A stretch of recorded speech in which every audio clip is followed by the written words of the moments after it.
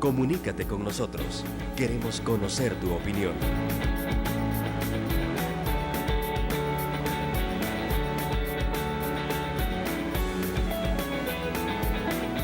Ya estamos recibiendo también sus WhatsApp, vamos a recibir sus llamadas, vamos a recibir toda su comunicación porque nos interesa muchísimo lo que usted como ciudadano, con el poder ciudadano que tiene, pueda aportar. Acá nos están recordando que hay una publicación hoy de la Cámara de Comercio y es muy importante. Esta publicación de la Cámara de Comercio efectivamente sale en el tema de las pensiones y está en los periódicos hoy. Se habla de la prevención y alerta que hace la Cámara de Comercio, prevención en el sentido de que los trabajadores podríamos perder el dinero que hemos ahorrado para el retiro, si el fondo de pensiones pasa a ser administrado por el Estado como pretende el gobierno, que el gobierno intenta confiscar buena parte de los ahorros de pensiones para cubrir gastos causados por la ineficiencia, el derroche y la corrupción en las instituciones públicas. Se alerta a los trabajadores que son ellos los legítimos propietarios del dinero ahorrado en las AFP, por lo que son los únicos que pueden decidir sobre dichos fondos. Demandan al gobierno de la República no imponer cambios en el sistema de pensiones que atenten contra la propiedad, el ahorro y su rentabilidad, y que cualquier intento de reforma no debe aprobarse sin ser sometido a una profunda discusión técnica. Advierte la Cámara que la ciudadanía debe estar atenta y organizarse para hacerse oír su voz a fin de defender la propiedad de sus ahorros y garantizar su retiro digno, que la gremial empresarial seguirá vigente y no descansará en su esfuerzo por evitar cualquier intento de reforma que pretenda confiscar el dinero de los trabajadores. Dice otro WhatsApp, lo que sucede, Rafael, que a quien le compete poner orden en las calles no se dan cuenta, ni eso saben los pobres o se hacen los suizos, hablando de los obstáculos en las calles. Y aquí hay más fotografías de la calle Loma Linda. Muchas gracias por enviarla a nuestro sistema de WhatsApp, que son parte de estas imágenes de los conos. Ahí se han apropiado de la calle Loma Linda. Efectivamente, toda la zona de San Benito es una ciudad de los conos, diría yo ahora, y no hay quien ponga orden a esto, ¿no? Así cuida el gobierno los fondos de pensión, lo presta, abandonan y hoy subastan inmuebles ocupados por quién sabe quién. Están mandando una información al respecto. Hola, mi hermano, lo felicito por su bonito programa, que gracias por hacerle ver a estos políticos, a todos sin dejar uno, que todos son sucios. Dice, buenos días, ¿qué esperamos con nuestras pensiones si el gobierno defiende a Funes cuando es obvio que malversó los fondos? Gobierno incapaz, dice este otro televidente, y con esto arrancamos las opiniones de esta mañana. Pero claro, tenemos un tema muy relevante, hablar del salario mínimo, porque todo tiene que ver. Y yo voy a plantearles sobre el tema del salario mínimo otra parte que no podemos dejar de observar. Si bien es cierto, todos necesitamos mayores ingresos o queremos mayores ingresos, a veces los queremos y no los necesitamos, pero bueno, esa es parte de la dinámica, ¿no? Sentir que nos merecemos mucho más.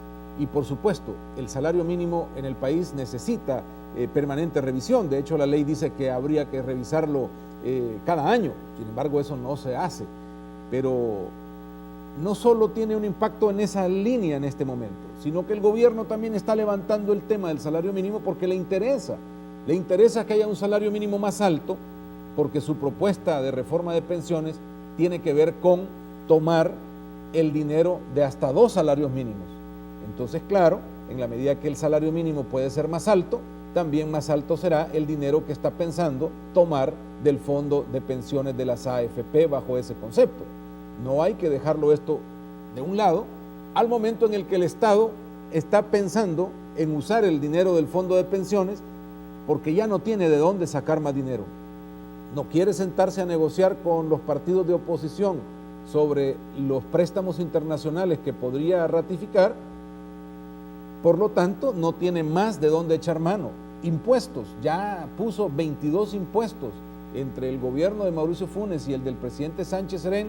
Se han puesto 22 nuevos impuestos a los ciudadanos, los cuales tampoco están siendo suficientemente buenos como para traerle más dinero al Estado, que está endeudado, con sobregastos y no tiene de dónde entonces volverse más eficiente.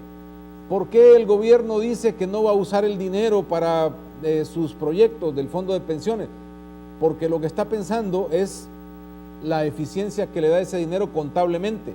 Al ser el mismo deudor del fondo y al mismo tiempo recaudador del fondo va a cruzar los papeles y va a lograr disminuir hasta unos 3 puntos de la deuda que tiene el país, y por lo tanto con eso piensa que puede liberar espacio a la tarjeta de crédito para volverse a endeudar a nivel internacional. Entonces todo está conectado y el tema del salario mínimo está conectado ahí, pero veámoslo un poco más a profundidad. El salario mínimo es la remuneración mínima, es la cantidad mínima de dinero que se le paga a un trabajador en un determinado país y a través de una ley que se establece oficialmente para determinado periodo laboral, puede ser por hora, por día o mes, que los empleadores deben pagar a los trabajadores por esas labores. Esta reglamentación fue establecida por primera vez en Australia y Nueva Zelanda en el siglo XIX. Los costos y beneficios de los salarios mínimos legales son todavía objeto de un debate. En El Salvador, el Código de Trabajo, en su artículo 119, define el salario mínimo como la retribución en dinero que el patrono está obligado a pagar al trabajador por los servicios que le presta en virtud de un contrato. La Constitución de la República, en el artículo 38, literal 2, reza: todo trabajador tiene derecho a devengar un salario mínimo que se fijará periódicamente. Para fijar ese salario se atenderá el costo de la vida, a la índole de la labor, a los diferentes sistemas de remuneración en las distintas zonas de producción y otros criterios similares. Este salario deberá ser suficiente para satisfacer las necesidades normales del hogar del trabajador en el orden material, moral y cultural. Aquí hay un videito con algunos debates sobre este tema. Nuestra propuesta es de $407 con 18 centavos para los 3 primeros sectores: sector servicio, sector industria, sector maquila, y $298 para el sector agrícola.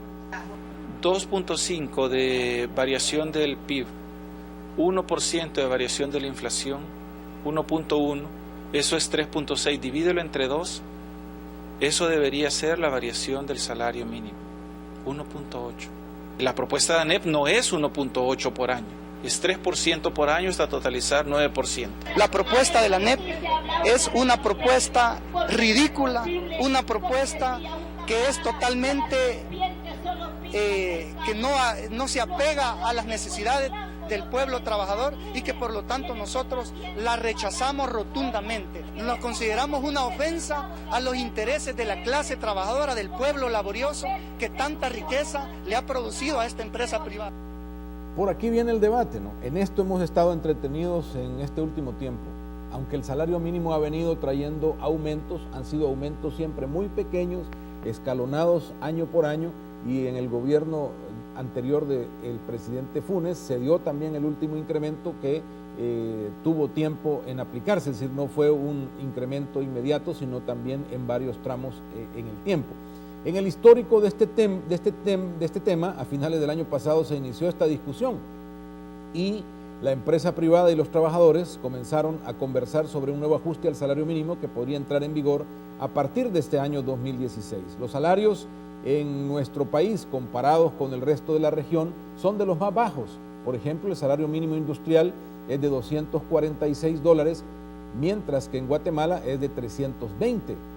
En Honduras es de 354 y en Costa Rica es de 580. Aquí está la tablita, no sé si lo va a poder ver bien, pero la comparación entonces entre Costa Rica, Guatemala, El Salvador y Honduras nos muestra que tenemos montos mucho más bajos y tampoco considerando los otros elementos, que Guatemala paga 14 salarios al año, recibe doble sueldo en junio y doble sueldo en diciembre su población trabajadora.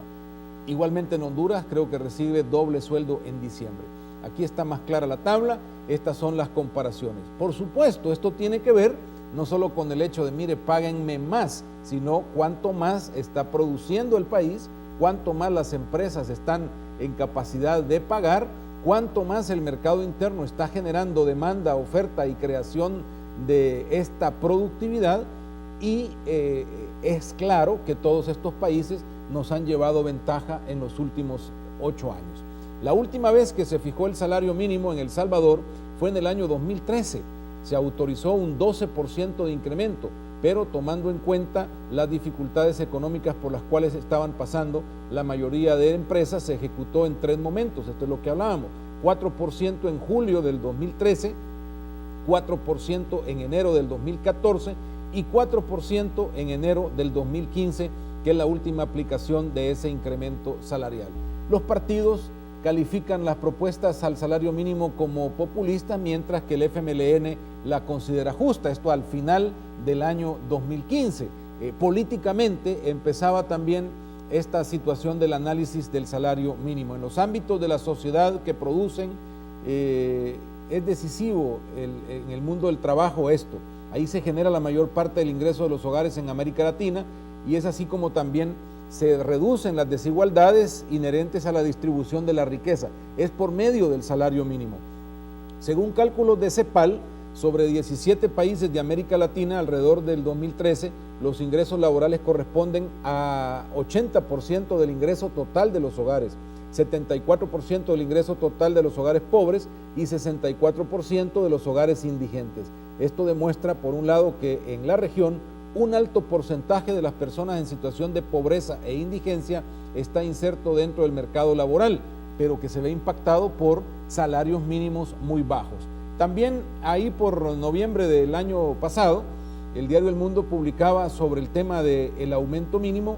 En aquel momento el Consejo Nacional del Salario Mínimo aclaraba que no se discutía una propuesta en específico por parte de los sectores que conforman la mesa técnica del salario mínimo, que es una mesa tripartita, donde están los empleados o los trabajadores, los empleadores y el gobierno. Esto se decía por parte del Ministerio de Trabajo a finales del 2015. Del sector sindical que nos han hecho llegar al Ministerio de Trabajo y oscilan desde los $500, $400, $450, 350 y 300. Honduras tiene una similar productividad a El Salvador. Hay que hacer, digamos, un análisis desde los indicadores como es el costo de vida, de la canasta básica, de la productividad en nuestro país. Estas son declaraciones de la ministra de Trabajo diciendo que tenían propuestas en la mesa hechas por los trabajadores, que no era el gobierno el que estaba insistiendo en el tema, pero al final es un tema que ahora sí se está presionando, y desde el gobierno, por estos intereses que le he mencionado al principio. ¿Qué dice la CEPAL sobre estos temas? Según la CEPAL, el fortalecimiento del salario mínimo ha sido uno de los motores principales para la reducción de pobreza y desigualdad en la región latinoamericana. Además de elevar el piso de la estructura salarial formal, el salario mínimo sirve como referencia para los salarios del sector informal. Pero aquí hay que considerar también que nuestro país no está generando empleos formales, que tenemos un déficit de generación de empleo importante, y que por más que se ponga el salario mínimo como referencia, no se generan los salarios de manera formal, y esto también tiene un impacto negativo en el tema de pensiones, porque aunque hay mejores salarios, se van por la vía informal y entonces no cotizan ni AFP ni Seguro Social, y esto está en detrimento de este otro sistema que necesita que cada día, que cada año se incremente participación de cotizantes a través de los trabajos formales. Para que el salario mínimo haga su papel, dice la CEPAL, debe asegurarse el cumplimiento efectivo de la normativa laboral y plantear esta política como una estrategia de largo plazo vinculada a las políticas económicas. La experiencia internacional también indica que el salario mínimo puede tener un efecto positivo en la reducción de las brechas de ingresos entre hombres y mujeres. Aquí hay un cuadro en la relación también entre canasta básica, salario mínimo y el salario del sector formal al año 2014. Se supone que en todas las situaciones tenemos deficiencia para alcanzar el valor real de la canasta básica en nuestro país. O sea, todos los salarios quedan cortos, se supone, respecto a algunos nuevos costos que tiene la canasta básica. Se podía observar en este cuadro la canasta básica alimentaria para el sector urbano en 2014 tenía un costo de $184, mientras que para el área rural de 131. Esto no resulta lógico, ya que todos somos seres humanos, y se habla de que entonces habría que equiparar los salarios tanto en el campo como en la ciudad y quitar todas estas estratificaciones de salario y pasar al menos a dos, una en el campo y una en la ciudad, o en el mejor de los casos a una sola estratificación de salario mínimo. La Cámara de Comercio también se sumó a esto pidiendo un correcto análisis del tema del salario mínimo. La gremial pidió que se evite caer en medidas de carácter populista para ganar adeptos o usar el tema del salario mínimo de una forma política cuando se está anunciando la posibilidad de discutir esto. Tenemos al teléfono al economista Luis Membreño, a quien hemos invitado para que nos dé sus apreciaciones sobre este tema. Muchísimas gracias, Luis, por participar. Bienvenido al programa. Un gusto saludarle. Gracias, Rafael. Un placer estar con ustedes y a sus órdenes. Luis, ¿es este realmente un tema de discusión en este momento, el salario mínimo, o es motivado por el asunto de las pensiones, o es motivado por el efecto político nada más? ¿Deberíamos o no estar hablando del salario mínimo? La verdad que el tema del salario siempre es un tema vigente, siempre es un tema que necesita una evaluación. Generalmente se hace siempre en mayo, que es la época que usualmente se ha hecho en el país, pero ahora pues se está considerando en este momento. Aparentemente pues la ANEP fue la primera que motivó esta discusión desde finales del año pasado, y fue porque la ANEP consideró que había que revisar el incremento en el salario mínimo. Así que pues yo creo que es un buen momento, en el sentido que siempre se requiere estar analizando este tipo de temas. ¿Es posible llevarlo hasta $500, como dice el sector trabajador? ¿O dónde deberíamos tener la medida correcta para este salario, considerando también la capacidad de producción y crecimiento del país? Yo creo que siempre hay que mantener una cierta lógica dentro de todo esto, y es que pues los incrementos deben de ir acordes a lo que la productividad nacional está generando, porque pues esto no puede estar divorciado de lo que se puede pagar en el país. No es que se pueda sacar del aire una cantidad de dinero y decir, bueno, o sea, si ahora el salario mínimo es 200, un poco menos de $250, pues se duplique, ¿verdad? Porque no es lógico y no hay posibilidades de pagar una cantidad tan grande, ¿verdad? Sino que siempre vemos este tipo de negociaciones que se van a montos bastante irreales al principio, algunos sectores, para tratar de convencer a otros de que se dé un incremento mayor del que la parte patronal está dispuesta a conceder en algún momento. Entonces, como que es parte de un proceso de negociación. ¿Cómo le viene a la economía en este momento un impacto en el salario mínimo? La verdad que el desempleo es bien grande en el país, y eso es un elemento que hay que considerar, es un elemento que limita las posibilidades de incremento en el salario mínimo, porque si hubiera un pleno empleo, si hubiera una economía que estuviera creciendo, si hubiera más inversión, si hubiera una generación de empleo mayor en cada año, pues entonces sería más fácil el justificar y el poder darse incrementos al salario mínimo mayores de lo que puede dar una economía que no crece, en la que hay un gran desempleo y en la que pues hay mucha gente dispuesta a contratarse por un salario inferior al que pudiera determinarse como un salario mínimo. Entonces hay que tener en cuenta esos elementos al momento de definir cuál debería de ser ese salario mínimo que impere en la economía, para tampoco afectar a los trabajadores que tienen empleo en este momento, porque si esto sale de una racionalidad económica y financiera del país y de las empresas, pues entonces lo que genera es desempleo, y lejos de beneficiar a los trabajadores, pues puede afectarlos. ¿Qué conviene más, Luis? ¿Los estratos, como tenemos repartido el salario, o ir en la búsqueda de un solo salario para todos los salvadoreños independientemente de su área laboral? Yo creo que debe haber una diferenciación del salario mínimo, porque hay diferentes niveles de productividad. No es lo mismo la capacidad de pago de salarios que puede tener el campo, por ejemplo, porque la rentabilidad de productos como el café, el azúcar, pues se ha venido muy a menos, y además pues es inferior que lo que se puede pagar, por ejemplo, en la industria.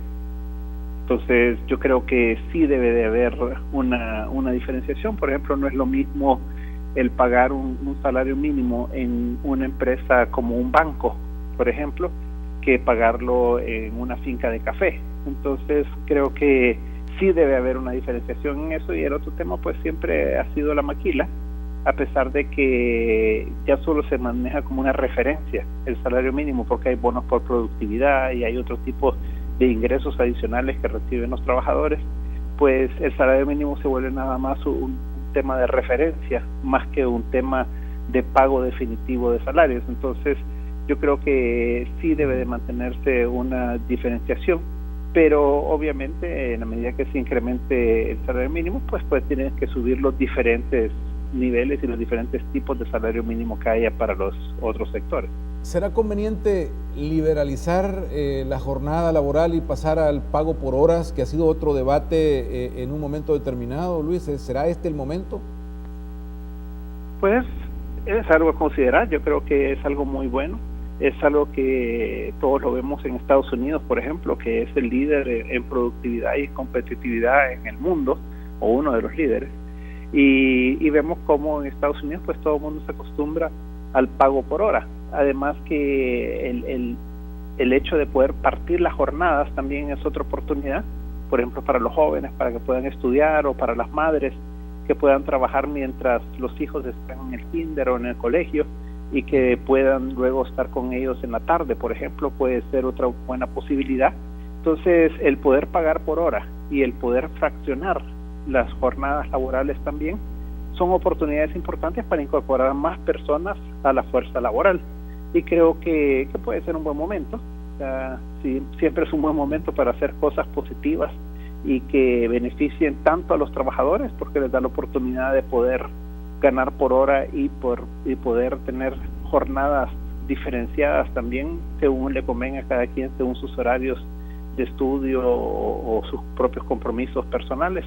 Creo que pueden ser buenos momentos. Lo importante es el ir avanzando en ajustar el salario de las personas a la productividad, y eso es lo que se busca generalmente cuando se establece el pago por hora. Luis, muchísimas gracias por darnos opinión sobre estos temas y abonar a esto que hoy hemos traído, que es el tema del salario mínimo. Muy amable, buen día.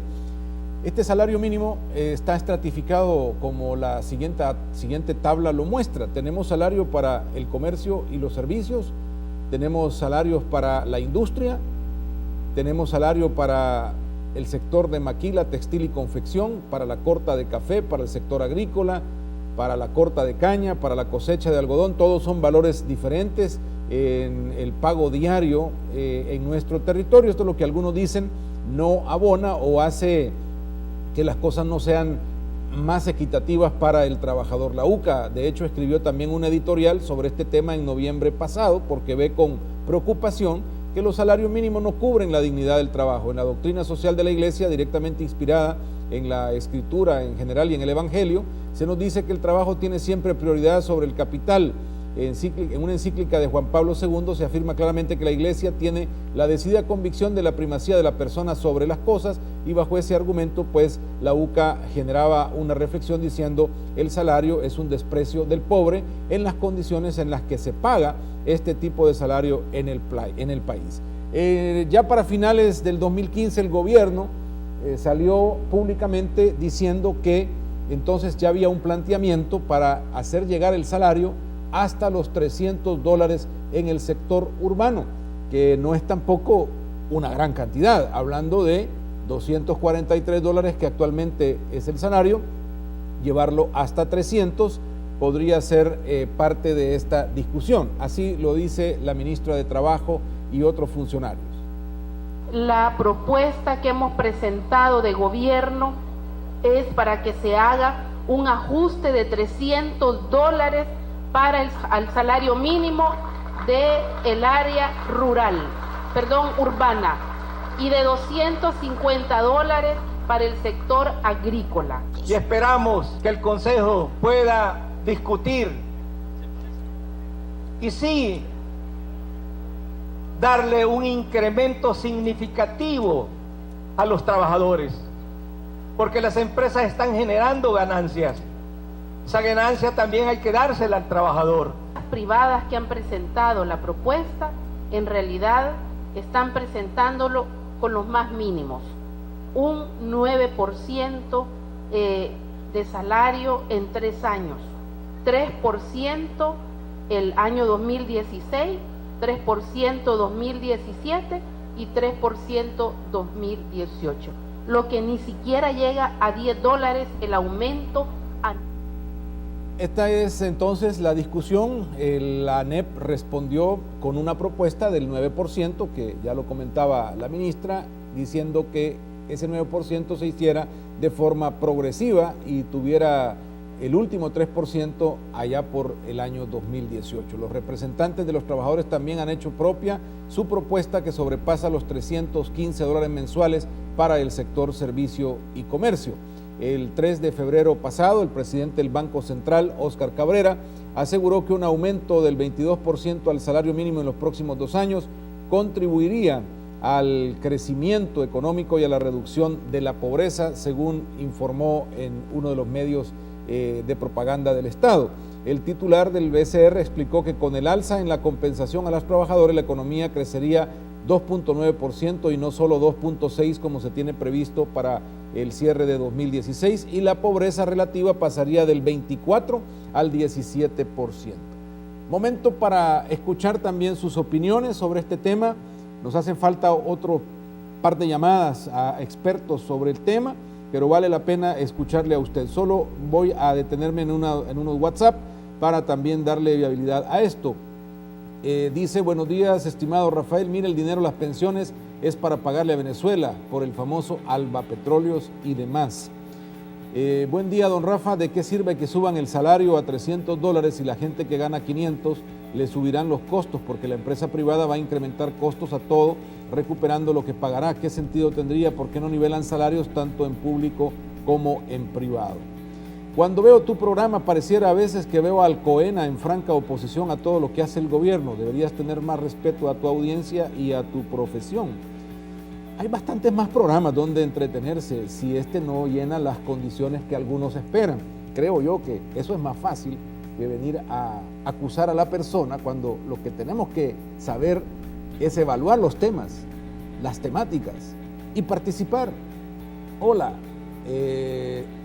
lo felicito por su bonito programa, que gracias por hacer ver a los políticos que todos son sucios y por qué no avanza nuestro pequeño El Salvador. Bonito día para usted.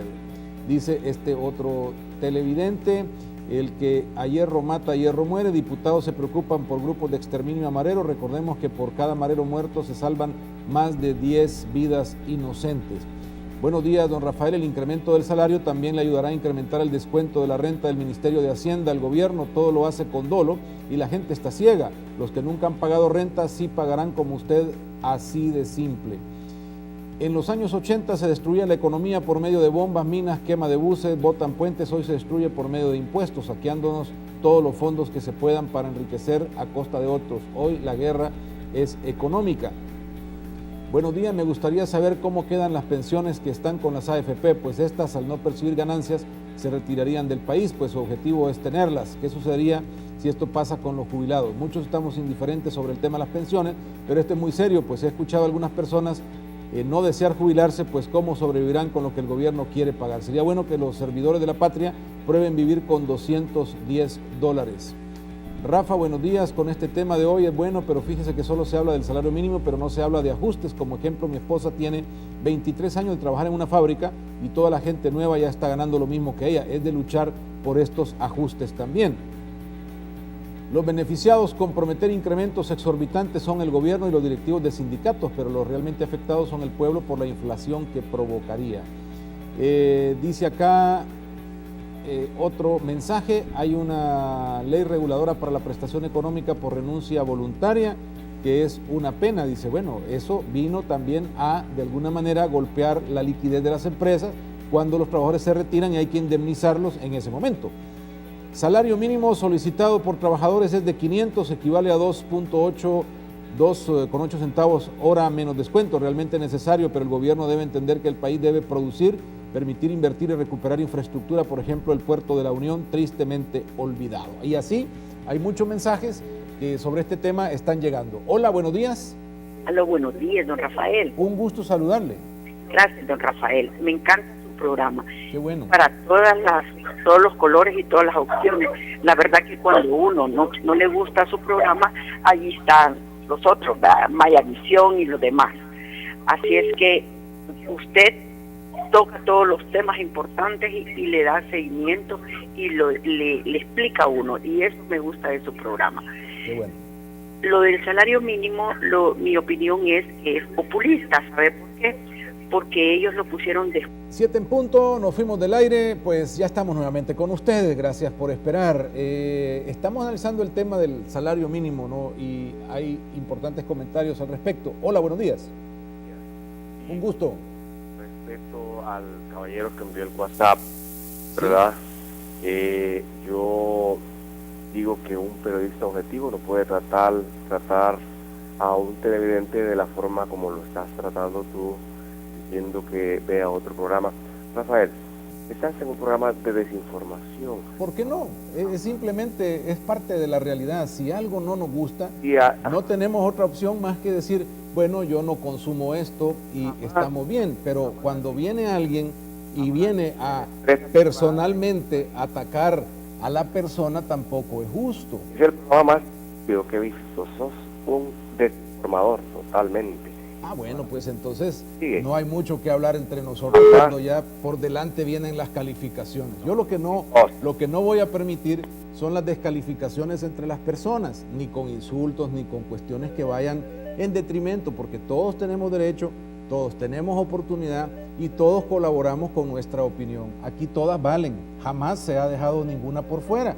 Las únicas que se pueden dejar por fuera son las que vienen con esa mala intención. Y yo creo que así nos podemos ir también entendiendo. Bueno, hay otros WhatsApp que dicen, por ejemplo, buenos días, Rafael. Bueno, sí es cierto que como en Guatemala, Honduras y Costa Rica, pero hay una gran diferencia. No es que esté defendiendo el salario que tenemos, porque en Guatemala no podemos desayunar por $1.50, en Honduras cuesta $2.50, en Costa Rica son $2.50. O sea, hablando del costo que tiene. Claro, también esta dimensión es importante valorarla. En la medida en que hay más en las economías, claro, se incrementan los precios. Pero el problema no son los precios cuando uno tiene dinero para pagar lo que cuesta. El problema en El Salvador es mucho más profundo. Hablamos sobre la capacidad de generar empleo, la capacidad de pagar por ese empleo y la capacidad que tiene todo el país en el crecimiento de la economía. Vamos a otra llamada. Hola, buenos días. Sí, buenos días, don Rafael. Un gusto saludarles. Gracias, igual. Oiga, me quería comentar algo del salario mínimo. ¿Cómo no? Para mí es el mayor engaño para los asalariados que al anunciar dicho aumento, los productos del primer necesidad sube por lo menos el 30%, el 15% y el 15% a cuando ya lo aprueban. Entonces, ¿cuáles son las mejoras que tiene si el aumento es generalmente el 12%? Que realmente quedamos más fregados o jodidos, como es el calor popular, ¿va? Que esta brillante idea de los asesores realmente es un engaño al obrero, don Rafael. Ok, bueno, gracias por llamarnos, gracias por su opinión. Un par de WhatsApp más y tenemos otra llamada con el representante laboral dentro del Consejo Nacional del Salario Mínimo, donde se está debatiendo este tema.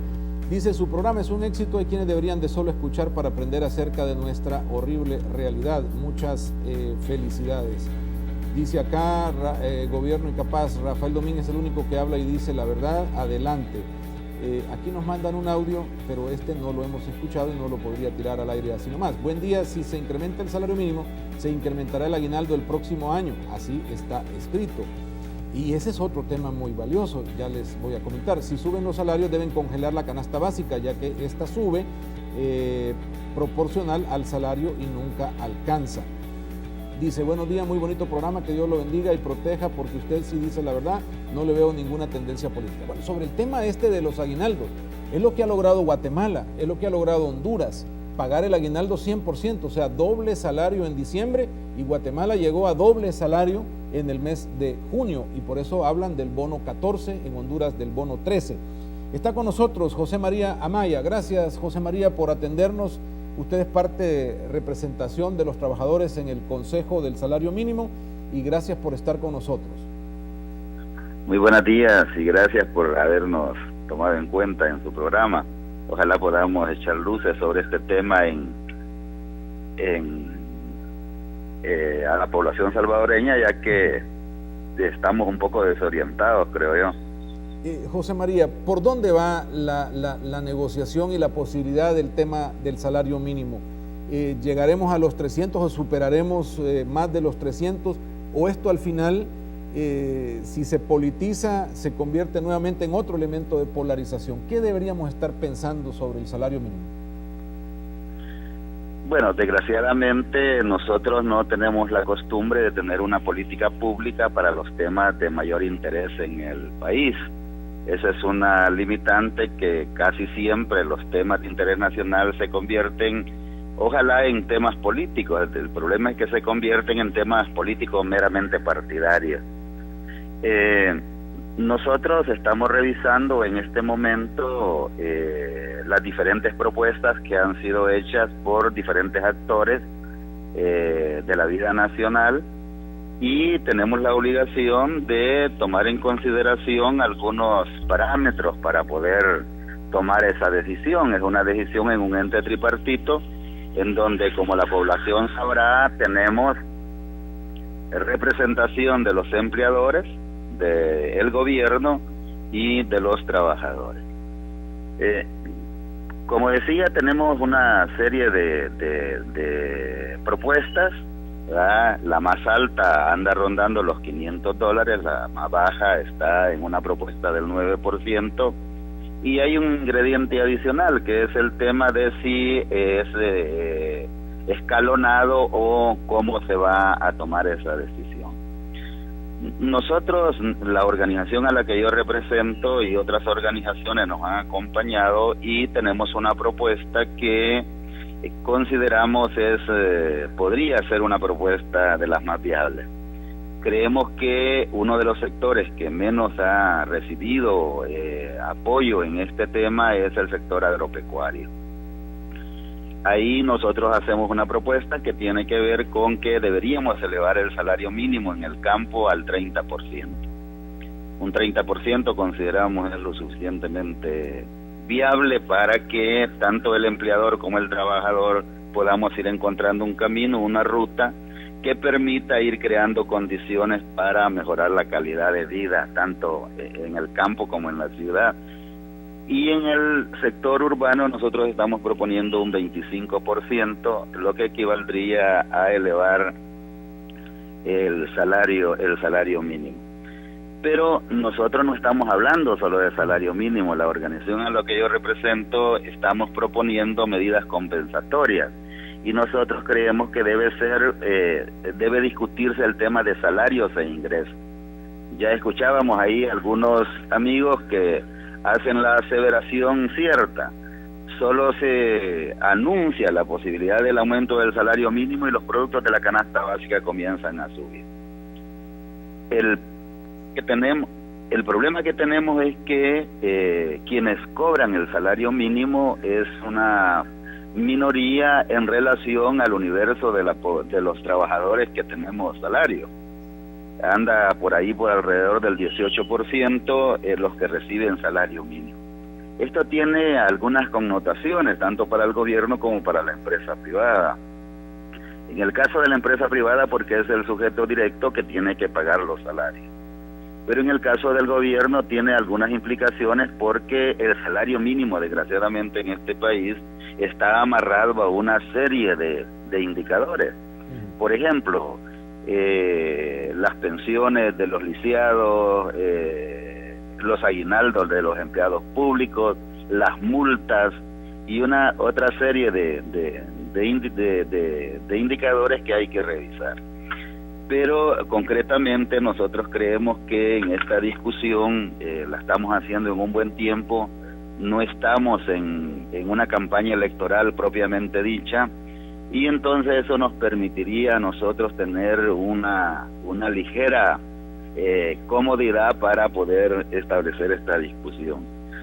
yo soy del criterio de que, lo digo a título personal, por si hay algunas personas que no les gusta lo que diga, yo manejo lo siguiente: el salario mínimo no debe ser una aspiración de ningún trabajador, ¿ya? Lo mismo, el salario mínimo no debe ser ninguna propuesta que debe manejar ningún empresario, ¿verdad? Porque los salarios mínimos son eso precisamente, el piso alrededor del cual el trabajador con el empleador deben iniciar una negociación. Desgraciadamente en este país no tenemos la cultura de la negociación. El diálogo social es casi inexistente entre trabajadores y empleadores, y por eso en los países más desarrollados el salario se ajusta en base a la negociación colectiva, que es la herramienta que puede medir la sanidad de la empresa, la capacidad de la empresa, las destrezas de los trabajadores, las capacidades de los trabajadores, para que la redistribución de la riqueza que se produce haga eso precisamente, redistribuirse de manera más justa, y que esto pueda ser beneficioso para el trabajador, para el empresario, para la economía del país, para la misma gobernabilidad del país, porque esto genera una distensión en todo esto que estamos viviendo, en esta polarización tan profunda que nos tiene metidos en tantos problemas. José María, ¿hasta dónde tenemos margen también para salirnos un poco de la caja y pensar en estas cosas del bono 14, el bono 13, o pensar en liberar la jornada laboral a horas laborales y con salario mínimo por hora, tratar de salirnos mucho más allá de lo que hasta ahora ha sido el esquema del pago de salarios en el país? Verá, Rafael, el problema que tenemos en el país es que tenemos leyes bastante rígidas y tenemos una poca cultura de negociación. Yo sigo manifestando eso. Por ejemplo, el gobierno debería ser solo un facilitador de procesos de negociación. Eso es lo que mandata el ordenamiento jurídico internacional. Es el trabajador con el empleador los que deberíamos de tener esa potestad y esa capacidad. Desgraciadamente tenemos sindicatos muy débiles en este país, la gente ha perdido mucha credibilidad en sus dirigentes, y eso limita las posibilidades de tener sindicatos fuertes que sean capaces de obligar y de sentarse en una discusión franca. Verás, por ejemplo, hay un criterio que se maneja y que deberíamos de comenzar a apropiarnos de él, y es que en la medida que nosotros seamos capaces de tener propuestas, de tener una experticia lo suficientemente sólida para hacer negociaciones colectivas, eso le daría al país un respiro y sacaría de la discusión meramente de los partidos políticos a una discusión más de interés cercano al trabajador. Por otro lado, también hay que reconocer de que hay muchos empresarios que no están dispuestos a ir al encuentro de estas propuestas, y por eso el riesgo que se tiene, el temor que se tiene de irnos a liberar el tema de trabajo por horas y por otras, es porque todavía no tenemos la solidez suficiente para sostener esas situaciones. Por supuesto que sería interesante lograr de que los trabajadores podamos tener un respiro a mediados de año con un salario 13, y por supuesto un apoyo al final del año en donde se incurren más gastos con un salario 14. Pero todo esto, mira cómo tenemos nosotros la economía, desgraciadamente. Es el comercio y el servicio el que tiene el salario más alto, si se puede decir alto, en el tema del salario mínimo, y no el ente productivo, la industria, ¿verdad? Se privilegia en este país el comercio y el servicio porque somos una economía basada en el servicio, un poco esperanzados en las remesas, y no se estimula el tema de la producción. Casi todos los jóvenes están buscando trabajo en el sector servicios, casi nadie quiere ir a la industria porque los salarios ahí son mucho más bajos.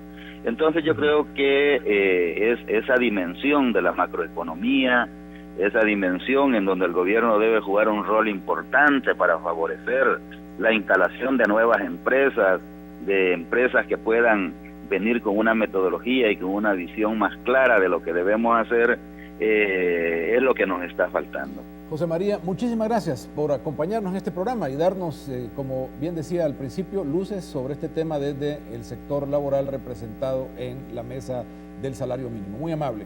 Vamos a un corte rapidito y volvemos con más de Así Estamos.